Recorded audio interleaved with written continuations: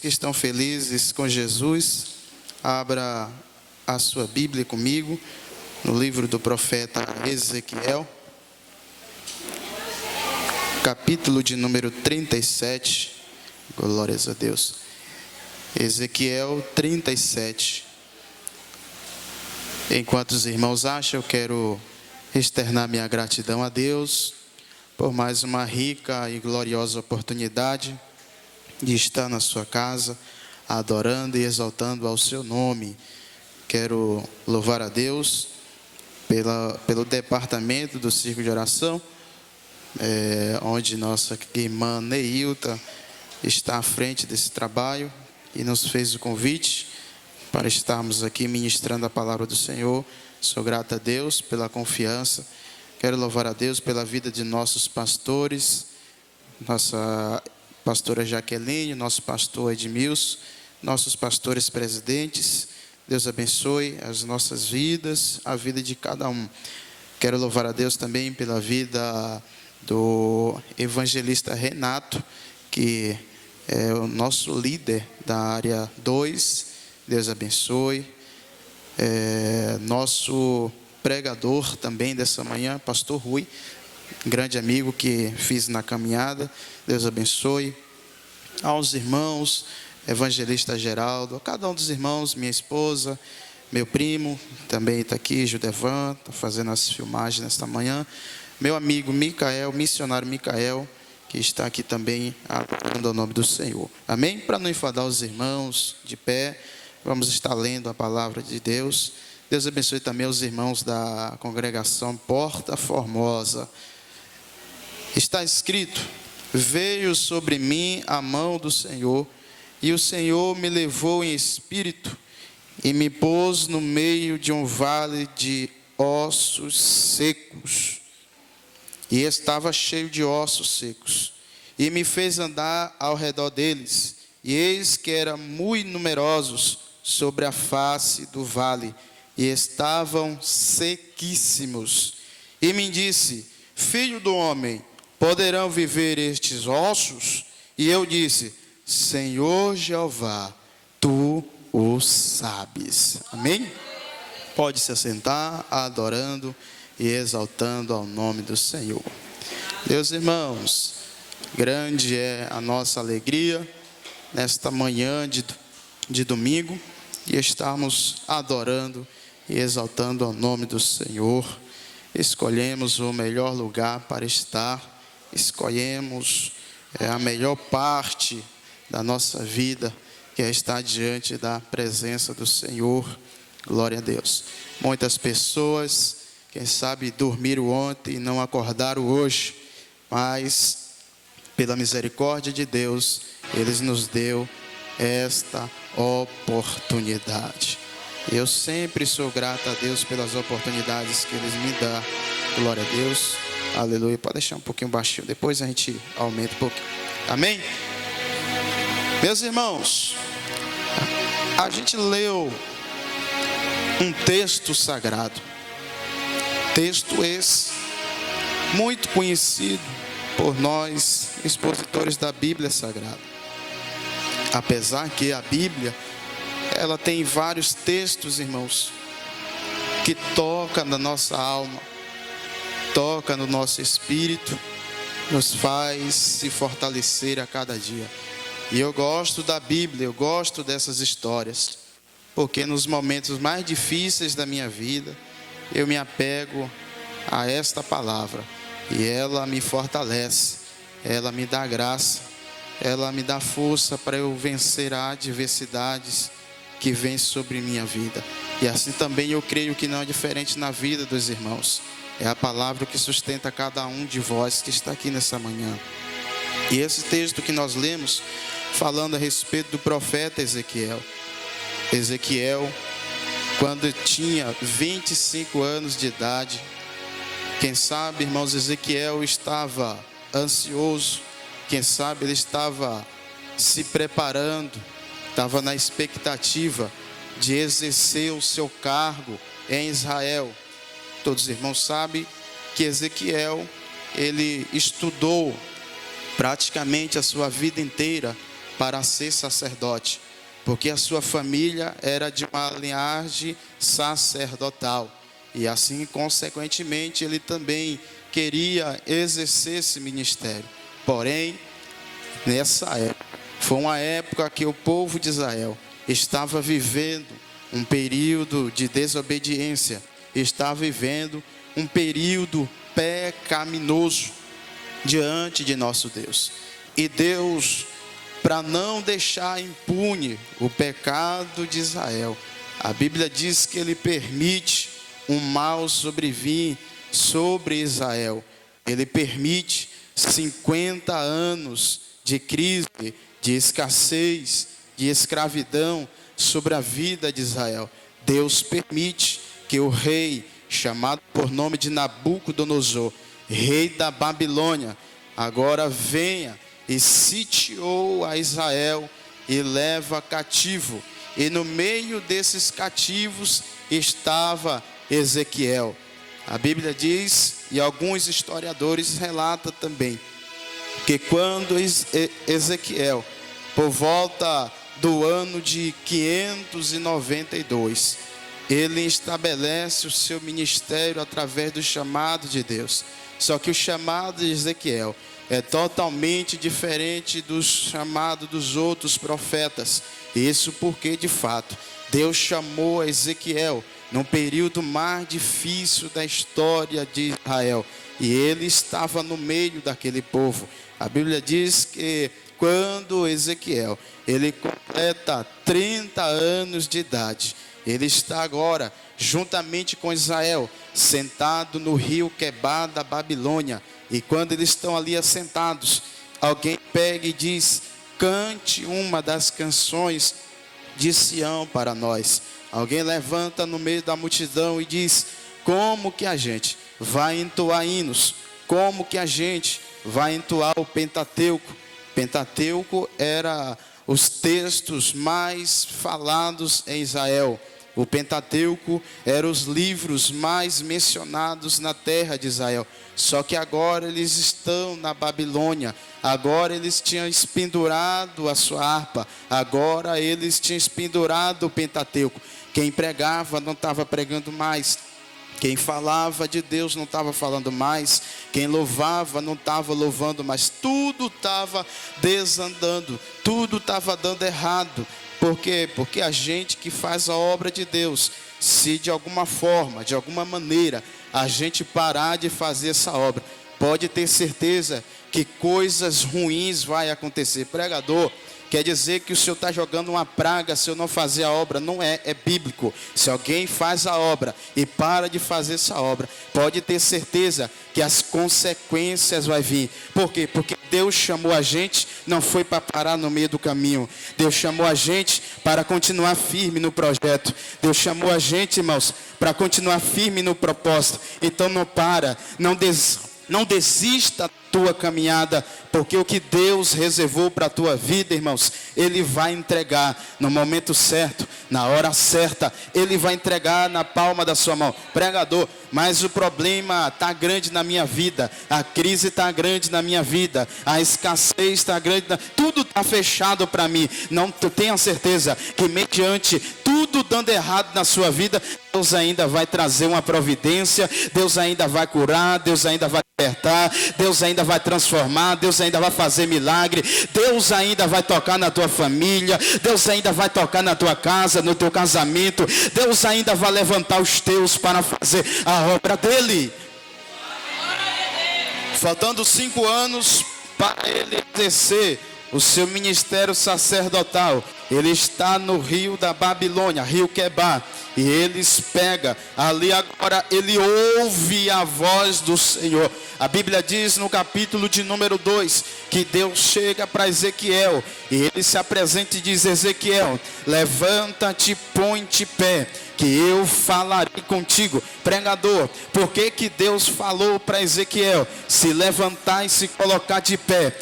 Irmãos, uma coisa é certa e eu compreendo na minha mente: Deus jamais jamais, eu vou repetir, Deus jamais vai entregar, vai levantar alguém para fazer a sua obra, para viver o seu propósito, na mão de quem não está posicionado para receber. Eu vou repetir, Deus jamais vai entregar o seu projeto, o seu propósito nas mãos de quem não está posicionado. Sabe o que eu entendo aqui? Tem pessoas na igreja hoje que ele não faz a obra, que ele tem 5, ele tem 10, ele tem 15, ele tem 20 anos de crente, mas ele vive na mesma maneira, ele continua na mesma cadeira, ele continua do mesmo jeitinho. Sabe o que é isso? Não se posiciona, e às vezes ainda reclama: eu não ganho oportunidade, ninguém olha para mim, ninguém me leva, ninguém faz isso por mim, porque você não se posiciona. Sabe o que é que Deus está dizendo aqui? Se posiciona que eu vou trabalhar na tua vida.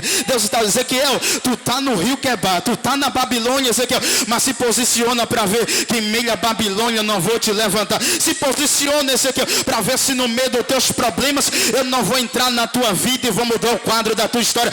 Deus está dizendo esta manhã: se posiciona que Ele cura, se posiciona que Ele liberta, se posiciona que Ele te cura, se posiciona que Ele faz o milagre acontecer na tua história. Deixa eu ver quem vai se posicionar aqui essa manhã. Se posiciona que Ele pega, entra na tua história. Se posiciona que Ele pega o teu marido que não serve a Ele e faz ele um verdadeiro adorador. Se posiciona que Ele pega o teu filho que está com o nariz entupido de farinha e faz dele profeta. Se posiciona que Ele faz milagre. Ezequiel ouve a voz do Senhor, ele se posiciona, Deus fala com ele. Quando Deus começa a falar com Ezequiel, o que me chama a atenção é que Deus não está preocupado com o que Ezequiel está avisando, com o que Ezequiel está vivenciando. Deus não está preocupado com o cativeiro que Ezequiel estava vivenciando. Deus não estava preocupado com o cativeiro que ele estava vivenciando. Perceba que Deus não chega para Ezequiel e diz: Ezequiel, tu está no vale, Ezequiel, tu está na prova, Ezequiel. Perceba que Deus não chega para Ezequiel e diz: Ezequiel, tu pecou, Ezequiel. Não, irmãos, Deus não está preocupado com o pecado de ninguém. Deus está preocupado com a chamada. Deus está preocupado com o propósito que Ele tem na tua vida. Oh, glória. Porque tem gente, irmãos, que ele acha assim: eu não vou para a igreja porque Deus não vai me aceitar. Eu não vou para a igreja porque eu estou vivendo isso. Venha do jeito que estás e aqui Deus vai mudar na tua história. Oh, glória. Independente do que você está vivendo lá fora, independente do pecado, independente do que você tem cometido, venha do jeito que está, que Deus vai mudar, Deus vai transformar, Deus vai levantar, Deus vai agir, Deus vai fazer algo na tua história. Deus imediatamente, Deus chega para Ezequiel e diz: Ezequiel, levanta e ponte, porque eu te escolhi. Glória. Ezequiel, ainda esses dias, Ezequiel, tu serás usado como profeta. Ezequiel, eu vou te enviar a cada um que é rebelde, Ezequiel, e querendo se ele ouvir a mensagem ou não, Ezequiel, tu vai pregar, Ezequiel, tu vai profetizar, Ezequiel. Por que, pregador? Porque Deus não está nem aí com o pecado de alguém. O que Deus está se importando, na verdade, é como que a gente vai se portar mediante a sua presença. Oh, glória. E nesses últimos dias, Deus está à procura de Ezequiel. Nesses últimos dias, Deus está à procura de quem está sentado no rio Quebar. Deus está à procura de quem está na Babilônia. Para quê? Para fazer dele profeta, para fazer dele atalaia, para fazer dele adorador. Será que tem alguém aqui que quer ser profeta essa manhã? Oh, glória. Segura um pouquinho. O motivo principal, irmãos, olha aqui para mim. O motivo principal de Israel viver 50 anos na escravidão, irmãos, só pelo fato da idolatria. Irmãos, eles tinham a presença de Deus. Se precisava de alimento, Deus dava. Irmão, qualquer coisa que Israel precisasse, Deus entregava a Israel. Mas mesmo assim, Israel, ele peca diante de Deus por causa da idolatria. Nos dias atuais também, não estamos diferentes. nos dias atuais, tem pessoas que trocam a Deus por pouca coisa. Tem pessoas que trocam a Deus por pouca coisa. Eu vou repetir, tem pessoas que trocam a Deus por pouca coisa nos dias atuais. Oh, glória, não quer compromisso com a obra, não quer compromisso com o evangelho, não quer fazer mais nada para Deus. Aleluia. Aí ele pega e fica ainda reclamando da vida. Ele pega, quando as coisas apertam, ainda fica reclamando. O que me chama a atenção é isso na vida dos crentes desse século 21. Não quer fazer a obra, não quer pregar. Deus todo dia está chamando ele, Deus todo dia está falando com ele, mas ele não ouve a voz de Deus, ele não obedece a Deus. Aí as coisas começam a apertar, começa a reclamar. Ah, por que está acontecendo? É claro, filho, trocou a Deus. Tu acha que Deus é menino? Oh, glória. Não, irmãos, Deus não é menino não. Trocou ele por outra coisa. Deus vai começar a esquecer do projeto. Enquanto você não se voltar a se alinhar ao projeto que ele tem na tua vida, tudo vai dar errado na tua vida. Nada vai acontecer de certo na sua vida. Por quê? Porque você não está alinhado ao propósito dele. Deus trabalha desta forma. Ezequiel, ele começa a profetizar. Ezequiel começa a profetizar. Pregador, mas ele estudou para ser sacerdote. E daí, irmãos, tem gente que tem diploma melhor do que o meu e o teu e está jogado no lixo. Deus não está nem aí por diploma. Não importa se tu estudou para ser o que você quiser aí fora. O que importa, na verdade, é que ele tem chamada na tua vida e na obra. Aleluia. Talvez você tenha estudado lá fora, ser advogado. Deus não está nem aí para aquilo que você tem estudado. Oh, glória. Ele está preocupado com aquilo que ele tem na tua vida. E o que ele tem na tua vida é maior do que o que ele tem aí fora. Quantos acreditam nesta palavra esta manhã? Esse aqui está dando microfonia toda hora.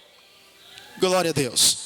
Irmãos, Ezequiel começa a profetizar. E tem algo interessante que acontece na história de Ezequiel. E eu estava meditando agora pela manhã um pouco mais sobre a história de Ezequiel. Ezequiel começa a fazer a obra, profetizando, falando da bênção e do julgamento que Deus tinha para Israel. Mas perceba que quando ele começa a profetizar, irmãos, não é como os profetas de hoje. Os profetas de hoje estão diferenciados, irmão. Tem profeta hoje que ele é diferenciado. Tem profeta que ele não prega em igreja pequena. Tem profeta que quando alguém vai chamar para pregar, ele pergunta quantos membros tem na igreja. Tem profeta que vai pregar hoje, ele pergunta como é que está a igreja. Tem profeta que diz, eu só vou se me der 5.000 de oferta. Tem profeta que diz, só vou se você for me buscar. Eu só vou pregar na Estrela d'Alva se tiver o melhor hotel, o melhor restaurante, melhor comida. Os profetas de hoje estão diferentes. No contexto aqui de Ezequiel, Ezequiel começou a profetizar. Deus pega e diz, Ezequiel, deita. Quando Ezequiel ouviu a voz de Deus, ele se deitou. Ele ficou 360 dias deitado de um lado só. Que isso, pregador? Ele ficou 360 dias. Depois que passou os 360 dias, ele ainda ficou mais 40 dias deitado de um lado só. 360 dias, mais 40 dias. Deus estava dizendo, isto é o contexto do pecado de Israel. 360 dias dá o totalmente de 390 anos. 390 anos era o contexto que Israel estava vivendo. 390 anos era o contexto que ele estava vivendo de pecado. E Deus estava mostrando para Ezequiel, assim está o contexto desse povo, Ezequiel. Mas eu estou te levantando hoje como um profeta, Ezequiel. E esses 390 anos vão ser mudados. Esses 390 anos. É por isso que Deus te chamou, irmãs. É por isso que Deus chamou você, profeta, para mudar o quadro da história de alguém através da palavra. Talvez tem gente do teu lado que está vivendo no cativeiro e Deus quer te usar para mudar a história dele. É por isso que Deus te levantou como atalaia.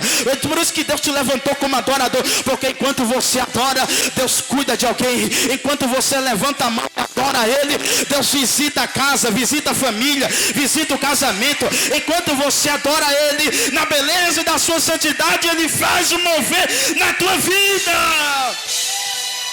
Você entende hoje? Entenda hoje por que Deus te chamou. Deus não te chamou para ficar no banco. Deus não te chamou para ficar sentado. Deus te chamou para profetizar. Deus te chamou para fazer a obra. Deus te chamou para levar essa mensagem até os confins dessa terra, irmãos. Foi para isso que Deus te chamou. E eu não entendo. Eu não entendo essa geração de crente de hoje que não faz nada. Não entendo essa geração de hoje. Não dá um glória, não dá um aleluia, não profetiza. Tem gente que nem ele mesmo sabe por que ele é crente, irmão. Sabia disso? Tem gente na igreja que nem ele mesmo sabe por que ele é crente. Oh glória. Mas essa noite, essa manhã, Deus está colocando uma palavra no meu coração para essa geração desse século 21. Deus te chamou para fazer a diferença. Deus te chamou para ser avivado.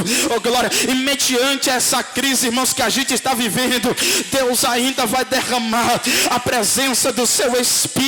Pregador, mas aonde eu vou tem igreja fria, é verdade. Aonde eu vou, ninguém dá glória, ninguém dá aleluia, é verdade. Mas em meio a esses que Deus vai levantar, em meio à frieza que Deus vai trabalhar, em meio à frieza que Deus vai fazer a sua obra. Oh glória, a gente está vivendo, irmãos, uma época que dá para ficar de boca aberta, irmão. A gente está vivendo uma igreja que dá para se assustar, irmão. E é em contexto geral, aonde a gente vai, sendo, irmão, que se a gente parar para entender um pouco sobre a história da Bíblia, se a gente parar para entender a história do avivamento, se a gente parar para entender a história do poder de Deus sobre a vida da igreja, você vai entender que no nosso passado, no nosso antepassado, sempre foi fogo e poder. Aí eu faço uma pergunta, nesse século 21, cadê esse fogo, cadê esse poder da igreja?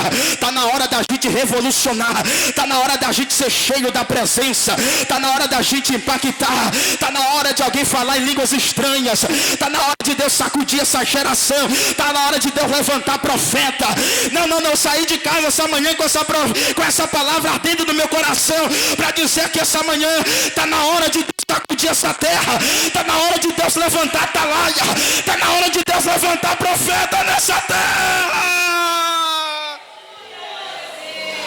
Se a gente for parar para entender um pouco a história do Pentecoste, a gente vai entender, irmãos, que a igreja começou no fogo, a igreja começou no poder, a igreja começou cheia da presença do Espírito. E nesse século 21 tem alguém olhando para a igreja hoje, irmão. A sociedade não dá mais nada para a igreja. A igreja hoje, irmão, a sociedade tem olhado e não tem dado nada. Mas é preciso dizer aqui nessa manhã que a sociedade vai ter que compreender que a igreja ainda tem adorador.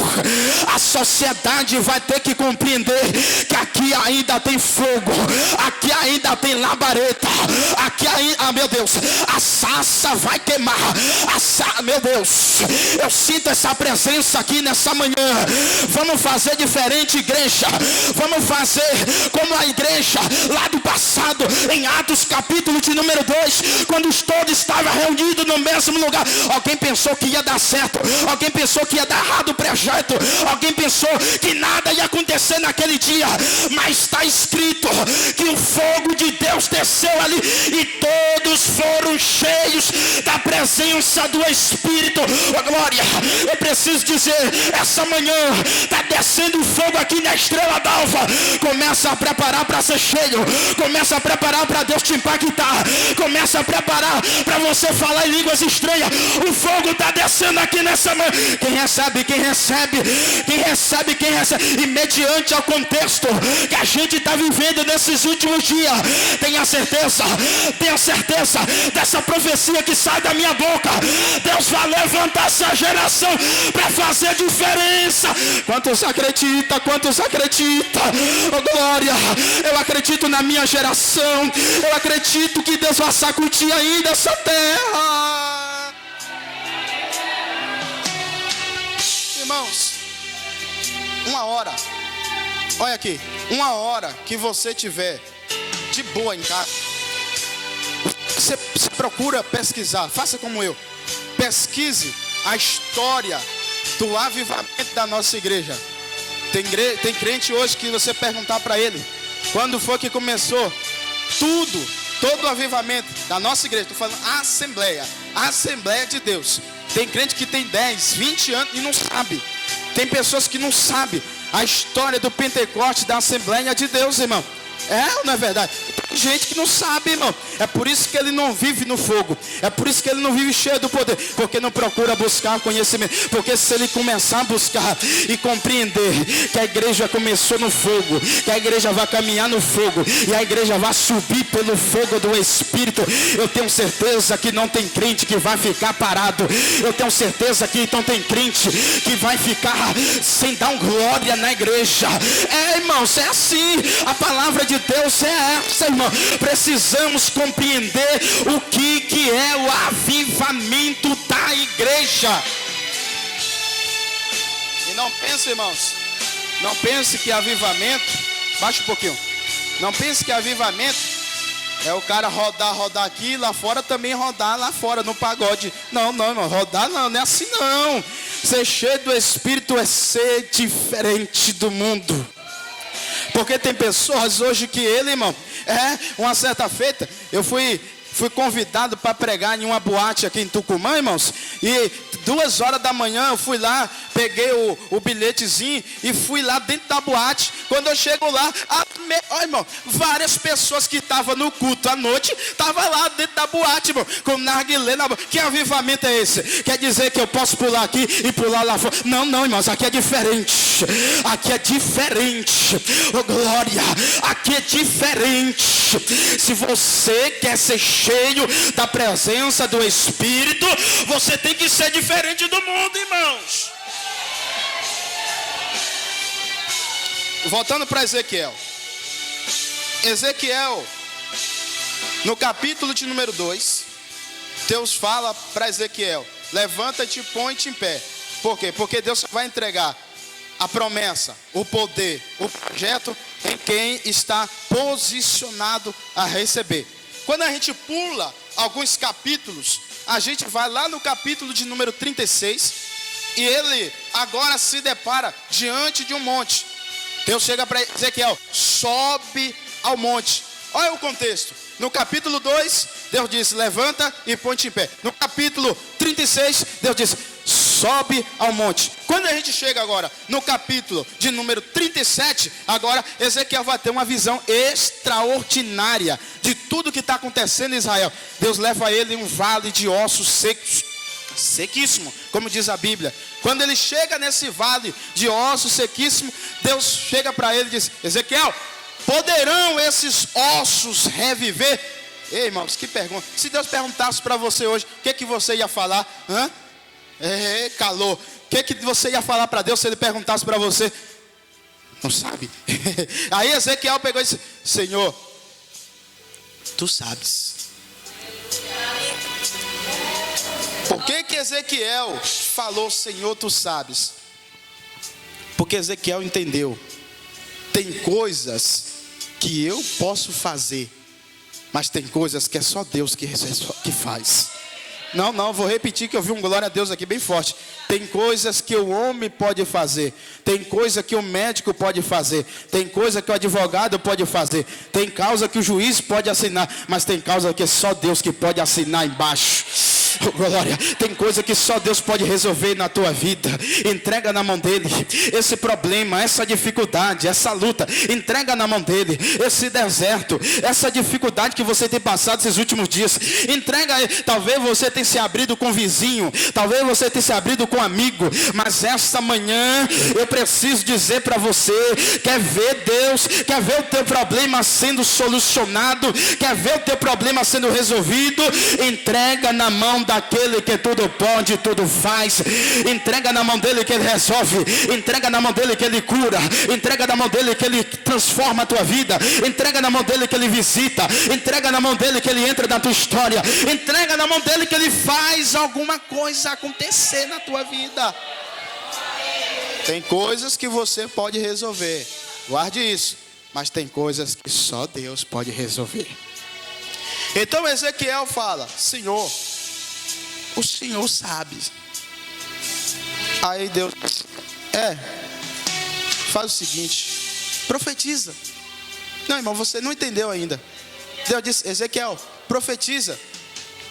Peraí, pregador, ele está no vale, ele está vendo uma situação dessa precária, sem vida nenhuma, todo mundo sequíssimo, e a palavra é profetizar. Por quê? Porque Deus te chamou. Levanta lá e profetiza que o demônio cai por terra. Levanta e profetiza que Deus visita a tua casa. Levanta e profetiza do teu trabalho que aquele perseguidor vai cair por terra. Levanta e profetiza que ele vai fazer a obra na tua vida. Levanta e profetiza que o demônio cai. Levanta e profetiza que a macumba cai. Levanta e profetiza que a inveja cai. Levanta a mão, abra a boca e profetiza que Deus faz a obra.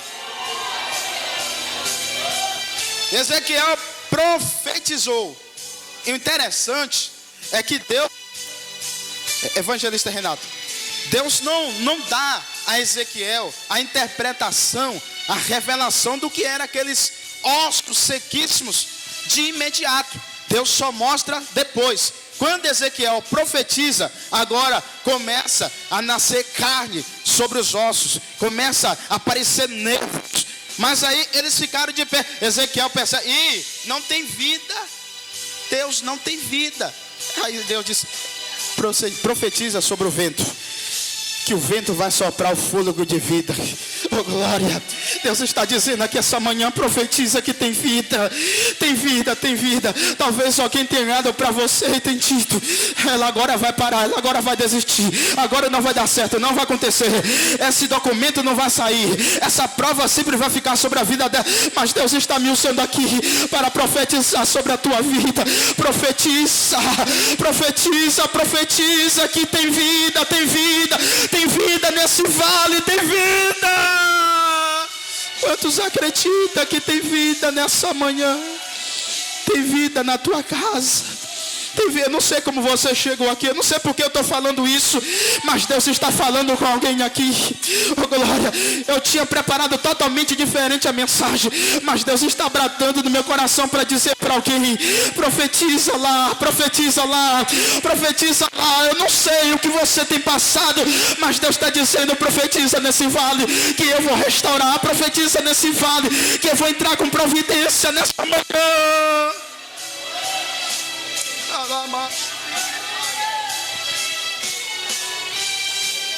Quando volta a vida, Ezequiel percebe que todos têm vida. Aí Deus chega: Ezequiel, esse aí é o contexto de como está a casa de Israel. Mas Ezequiel, se tu profetizar, meu Deus, não, ninguém entendeu ainda. Ezequiel, isso aí é o contexto que está a casa de Israel. Mas se tu profetizar, Deus estava dizendo: Ezequiel, se tu profetizar sobre Israel, eu vou mudar a história deles. Esse cativeiro vai acabar, essa luta vai acabar, essa opressão vai acabar. Ezequiel, se tu profetizar, tenha certeza, Ezequiel, que quem não pregava vai começar a pregar, quem não louvava vai começar. Se tu profetizar, Ezequiel, tenha certeza que famílias vão ser restauradas, casamento vai ser restaurado, filhos vão ser restaurados. Profetiza!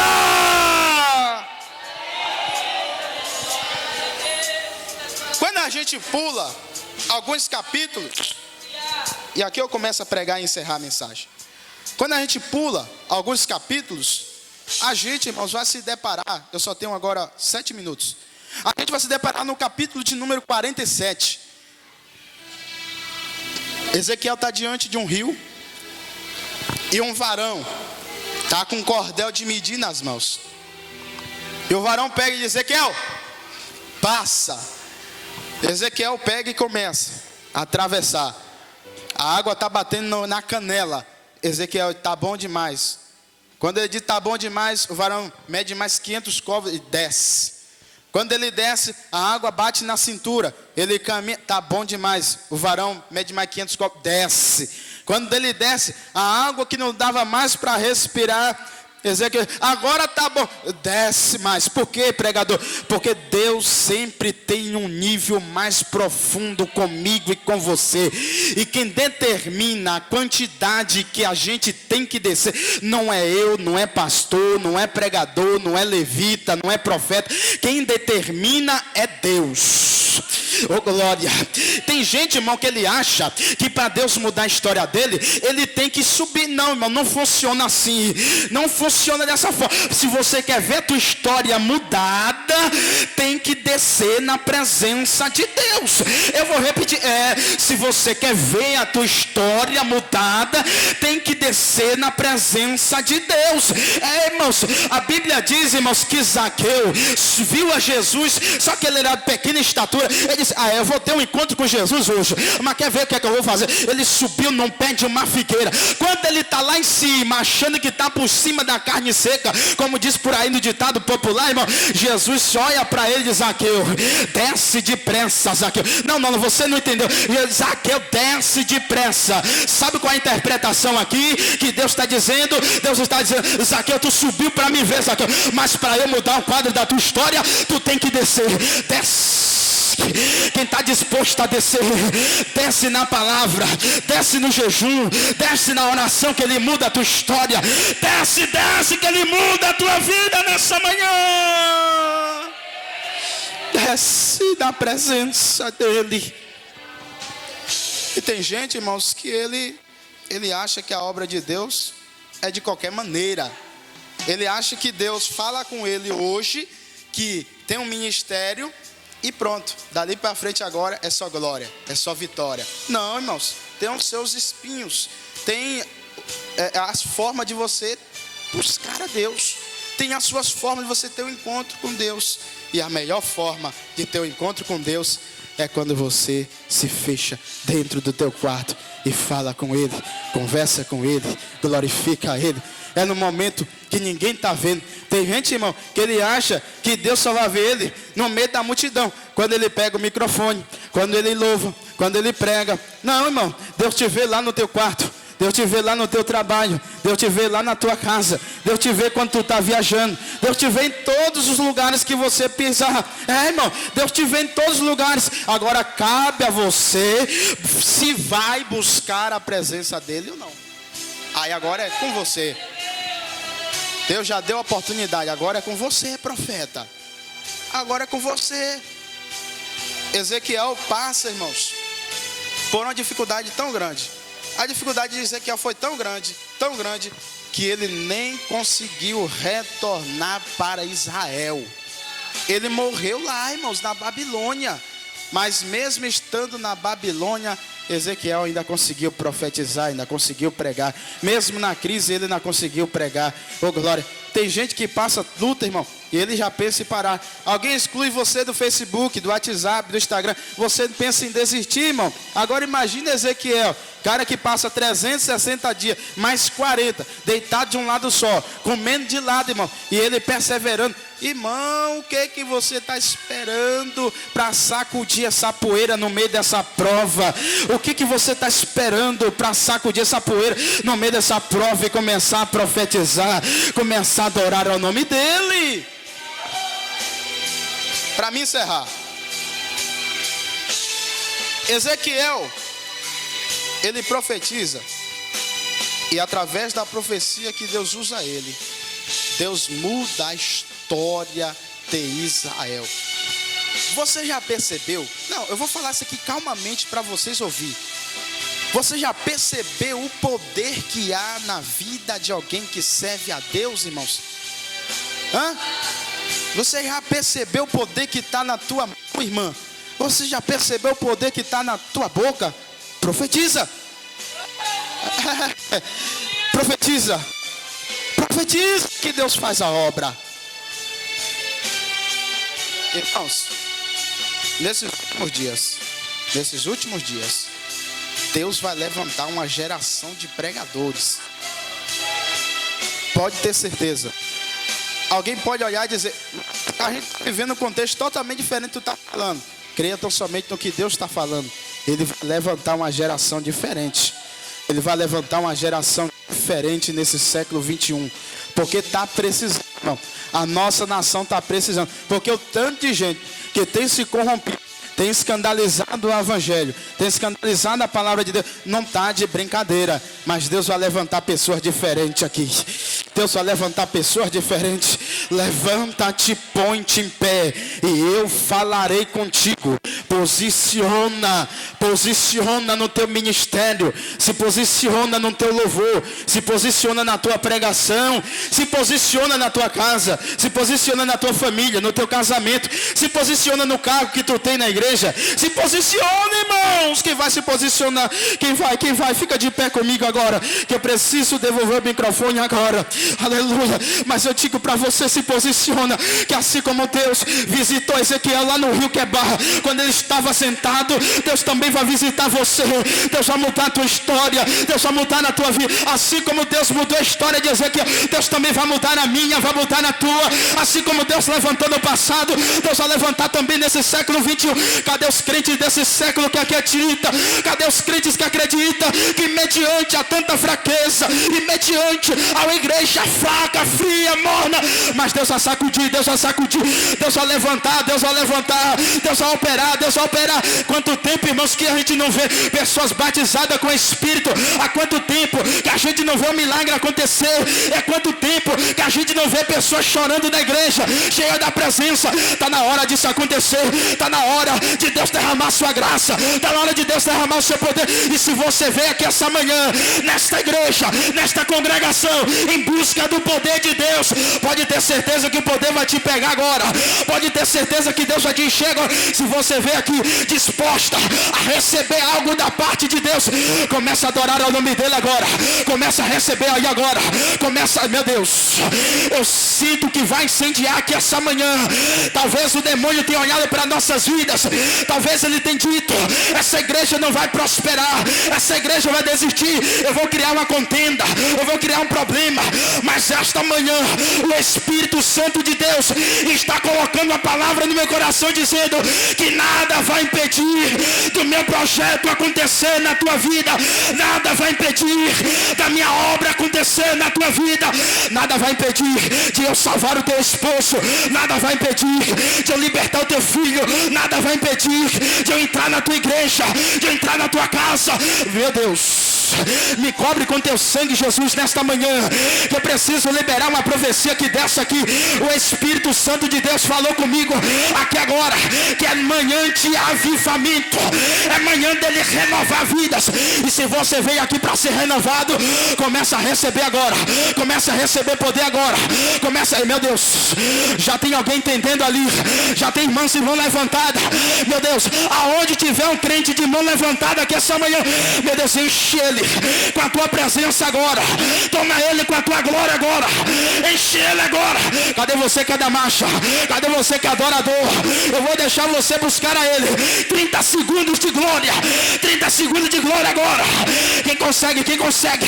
O demônio perdeu mais uma batalha, o demônio perdeu mais uma guerra, o demônio perdeu mais uma peleja. Ele pensou que você não ia vir aqui essa manhã, ele pensou que tudo ia dar errado, mas Deus entrou primeiro na tua história e disse: eu estou fazendo dar certo agora, eu estou fazendo dar certo o teu casamento, eu estou fazendo dar certo a tua família, eu estou fazendo dar certo o teu ministério. Só quem acredita, abre a tua boca e adora ele.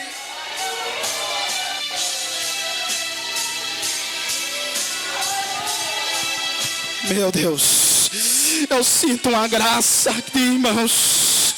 Eu sinto a presença do meu amigo Espírito Santo aqui nesta manhã. Tenha certeza que Deus vai impactar na tua vida. Tenha certeza. Eu não sei qual é o contexto que você está vivendo, eu não sei qual é a frieza, eu não sei qual é o quadro da tua história, mas o Deus que eu estou servindo, o Deus que a gente serve, Ele conhece, Ele conhece, Ele conhece o teu deitar, Ele conhece o teu levantar. E Deus está dizendo aqui: eu vou sacudir alguém nessa manhã. Quem acredita, quem acredita, quem acredita, eu recebo essa palavra. Deus da glória, aqui está uma igreja, meu Deus, que se dispôs, meu Deus, a vir te adorar e te servir, Pai.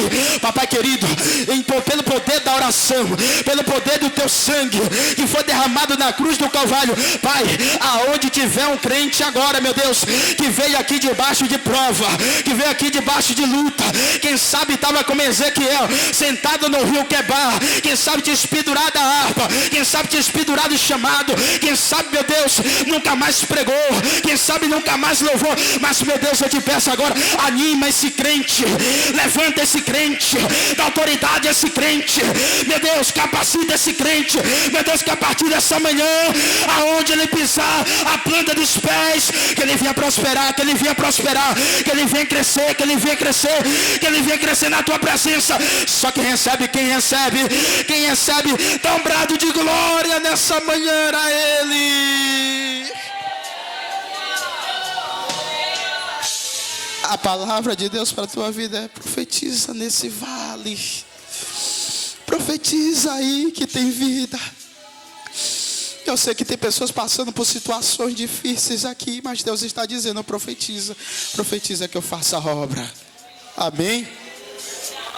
Esta é absolutamente a palavra de Deus. Ezequiel estava sentado. Deus, levanta-te, põe-te em pé, que eu vou te usar como profeta. Fica de pé para você ver o que Deus vai fazer na sua vida. Se levanta para você ver se Deus não vai soprar o teu nome nessa terra. Amém? As nossas vidas, que venhamos a cada dia perseverar na presença de Deus. Creia tão somente que Deus vai um grande avivamento sobre a igreja. E eu quero fazer parte desse grande avivamento. Amém? Deus abençoe em nome de Jesus.